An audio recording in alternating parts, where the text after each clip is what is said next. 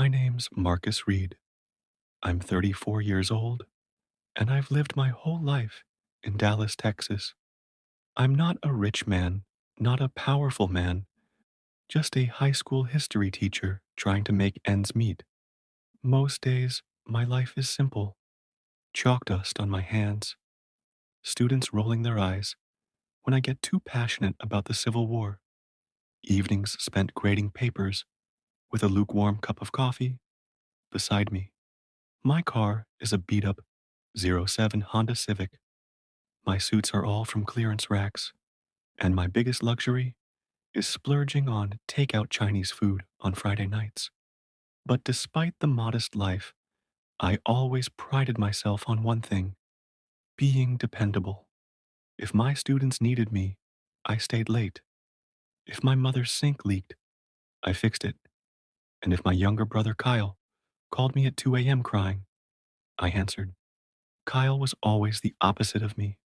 Where I was cautious, he was reckless. Where I saved, he spent.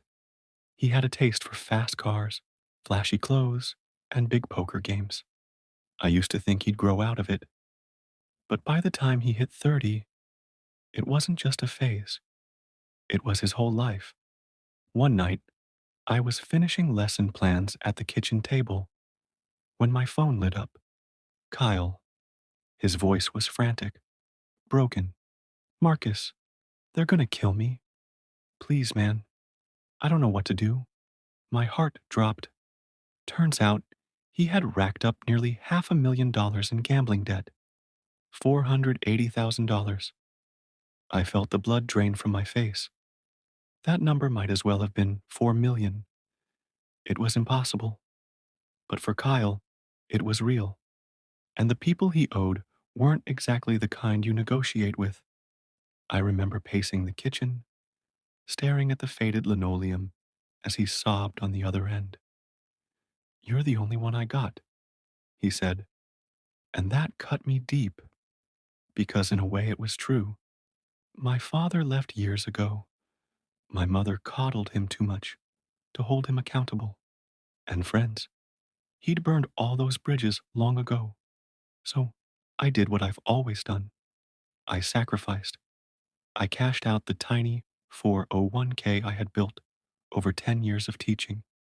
I took out a second mortgage on my house, the one place that felt like stability in my life. I even sold my truck, the one thing I had left from my dad. Piece by piece, I scraped together the money.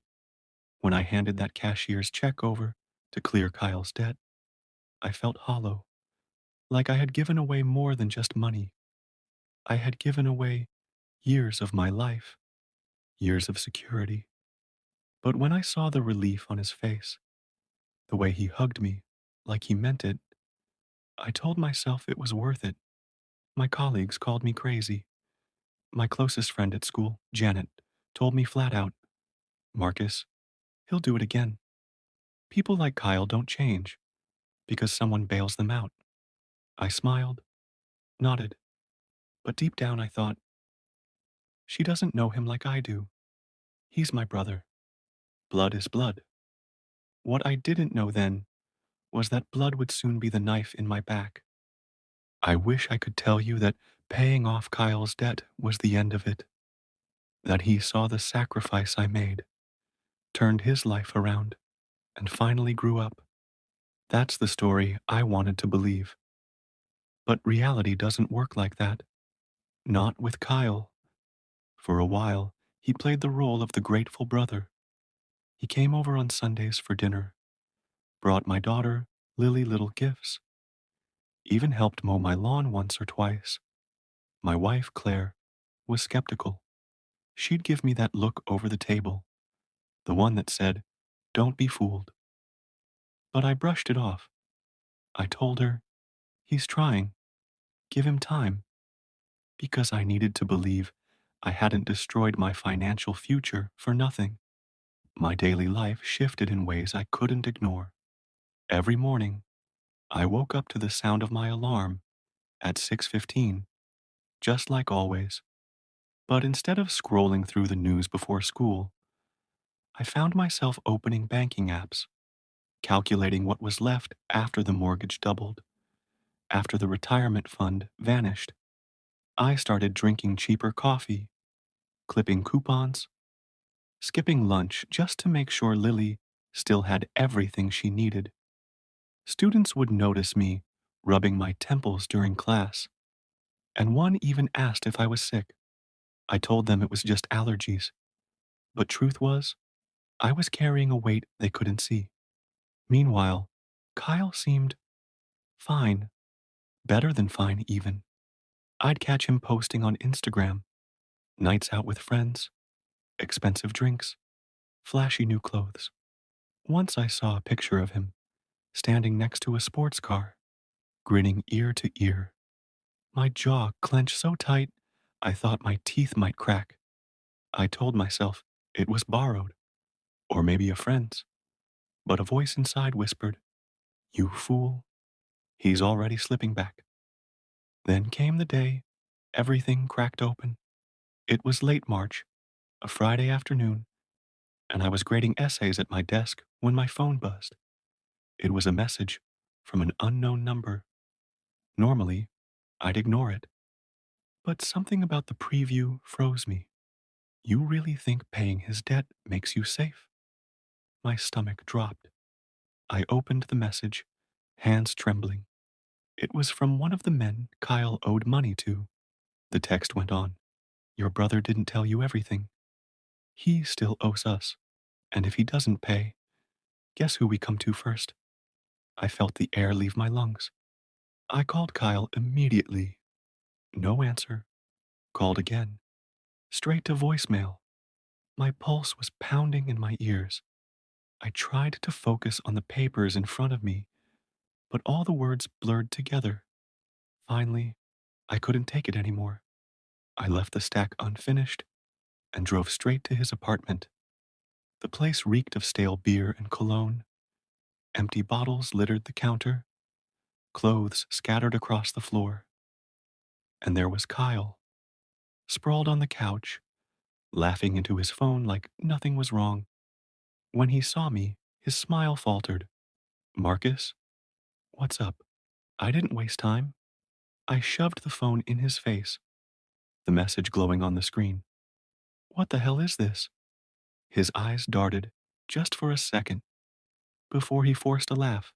"Man, they're just bluffing. Don't worry about it. Bluffing?" My voice cracked. "I put everything I had into saving you.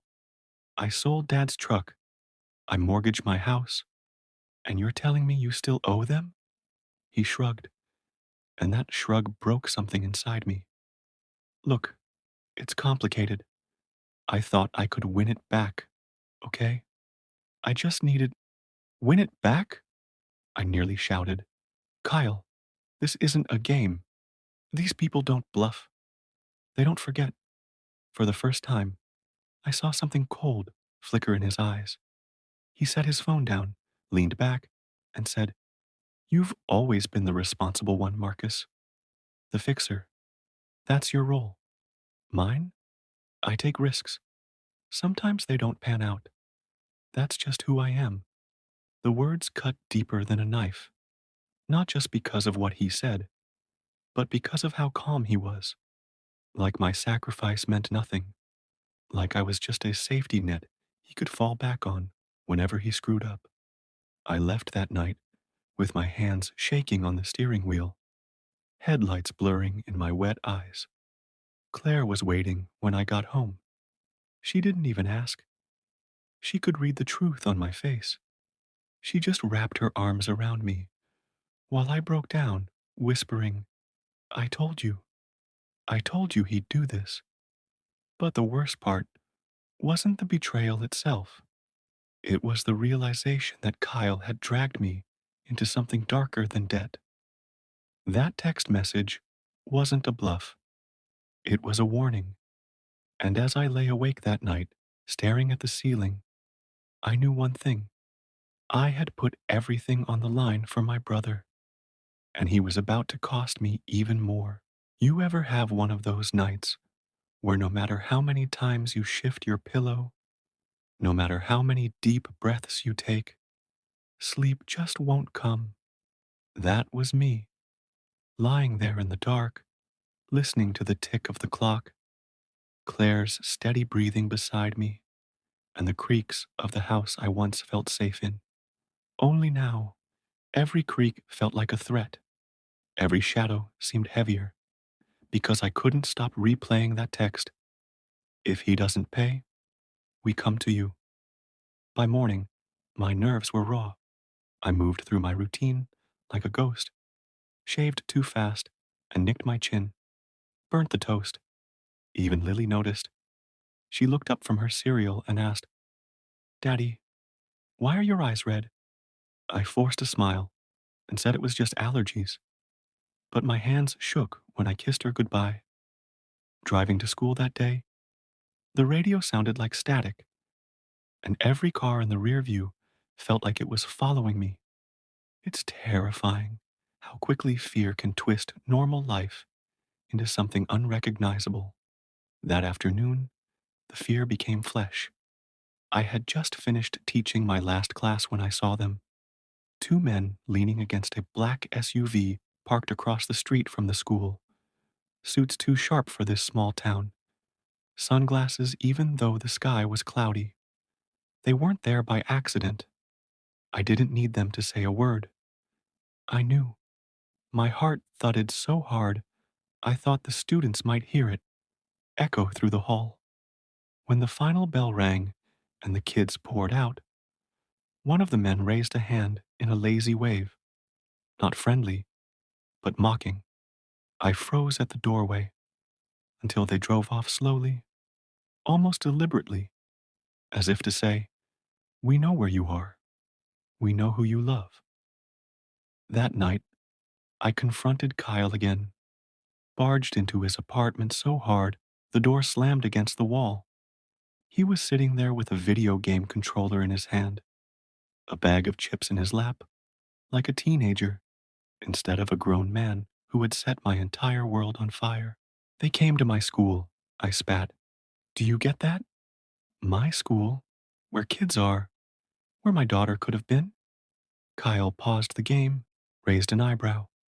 Relax, Marcus. They won't hurt you. Relax? My voice cracked. They threatened me. They're circling my life like vultures. Because of you? And you sit here, eating chips? His jaw tightened, just for a second, before he sighed. Look, I know I messed up. I'll figure something out. Just buy me some time. I laughed. This broken, bitter sound I didn't even recognize. Time? I already gave you everything. Time, money, even my peace of mind. And you keep taking something in me. Snapped then. For years, I'd carried him. Through his bad grades, his DUIS, his failed jobs, his so-called dreams. And in that moment, I saw the truth. Kyle wasn't drowning. He was dragging me under with him. I walked out without another word, drove aimlessly until I ended up at a diner off the highway. The kind of place where the coffee tastes burnt and the vinyl booths stick to your skin. I sat there for hours, staring at the condensation on my water glass, thinking about the weight of family, loyalty, and betrayal. People always talk about unconditional love for your siblings, how blood is thicker than water. But what happens when blood becomes poison? When the very person you're supposed to protect is the one destroying you? By the time I pulled into my driveway, the decision was made. I couldn't protect Kyle anymore, but I had to protect my family, even if it meant something I never thought I'd do, turning my own brother in. The next morning, I started gathering evidence, bank statements, text messages, the contact information of the men who had threatened me. I kept everything hidden in a folder in my briefcase, heart racing every time Claire asked what I was working on. I hated keeping secrets from her, but what could I say? Hey, honey, I'm building a case against your brother-in-law before these guys burn our lives to the ground. Days, days passed in a blur of paranoia, checking over my shoulder on the drive to work, double locking every window at night, Lily asking why Daddy kept staring out the window instead of playing Candyland with her, Claire begging me to just cut Kyle off completely. But how do you cut off someone who won't let go? Someone whose mistakes now have claws in your life? The breaking point came a week later. I came home to find a note taped to my front door. No envelope, no signature, just 5 words scrawled in black marker. Next time, it won't be a note. I stood there on my porch, reading it over and over until the letters blurred. My hands shook so bad I nearly dropped it. Claire came out, holding Lily on her hip, and her face drained when she saw. I shoved it in my pocket before Lily could read, but the damage was done. Claire's eyes filled with tears, and she whispered, "We're not safe anymore, are we?" And she was right. We weren't. The note didn't just scare me, it broke something inside me.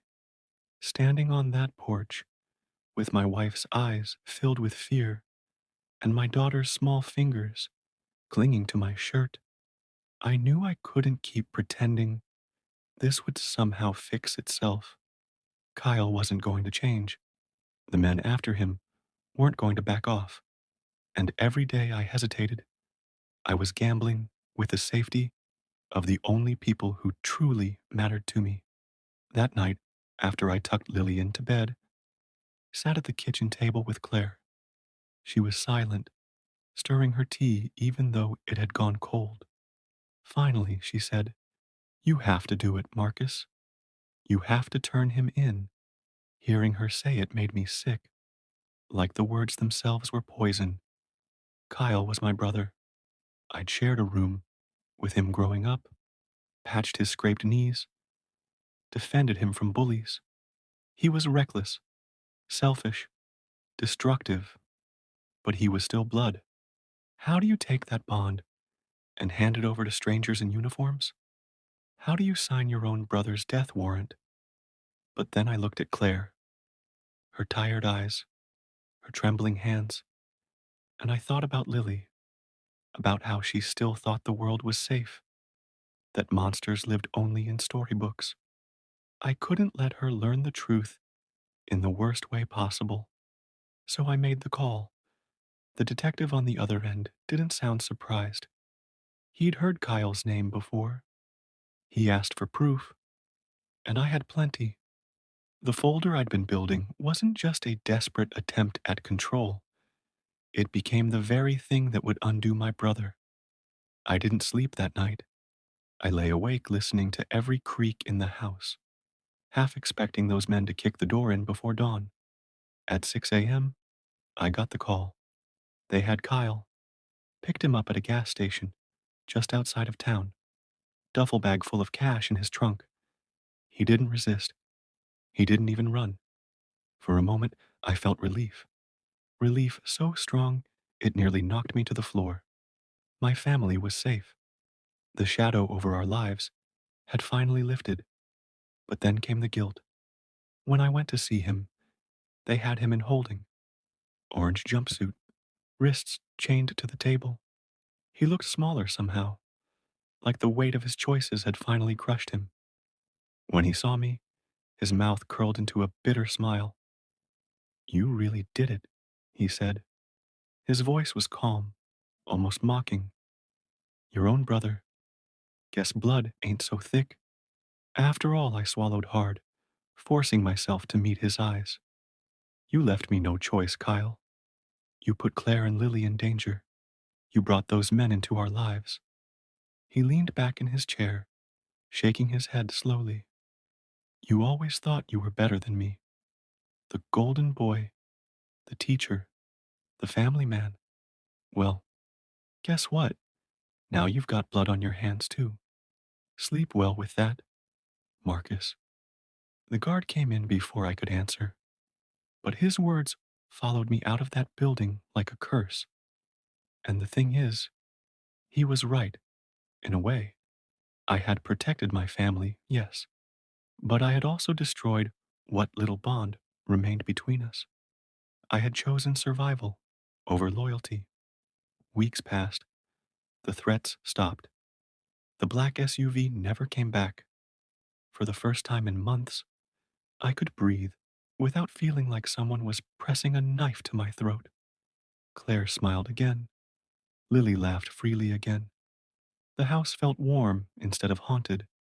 But at night, when the world is quiet and I'm alone with my thoughts, I see Kyle's face. I hear his voice, calling me the golden boy, accusing me of betrayal. And I wonder if maybe, in saving my family, I lost a part of myself I can never get back. People like to think life gives you clear choices, right or wrong, good or bad, but that's not the truth. Sometimes life forces you into corners where every option cuts, and all you can do is choose the wound you think you can live with. So here I am, living with mine, a brother behind bars, a family finally safe, a heart that doesn't know if it did the right thing or just the necessary thing. My name is Marcus Ward, and the worst betrayal I ever faced wasn't what my brother did to me. It was what he made me do to him.